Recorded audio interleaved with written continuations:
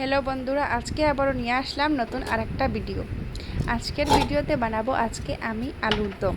আজকে আমাদের নিরামিষ, তাই শাশুড়িমা বললেন যে আজকে একটু আলুর দম বানিয়ে নাও, সবাই বলছে খাবে। তো আমি তো কোনোদিন আলুর দম রান্নাই করিনি, তবু মনে একটা ডর চলে আসলো যে কী হবে কি না। তবুও মনে করলাম না, ইউটিউব দেখে বানিয়ে নিই।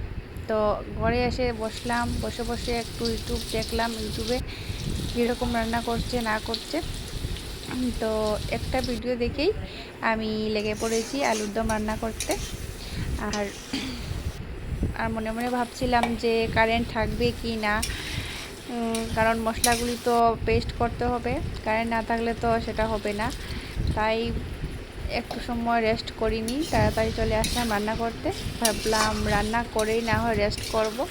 আর যদি রান্না করার টাইমে ঝড় তুফান চলে আসে তো আর রান্না করাই হবে না, কারণ অনেক দিন থেকে কন্টিনিউ ঝড় তুফান দিতেই আছে, একদম বন্ধই করছে না।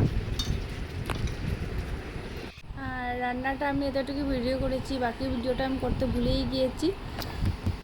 আর কীরকম লাগলো ভিডিওটা অবশ্যই জানাবে।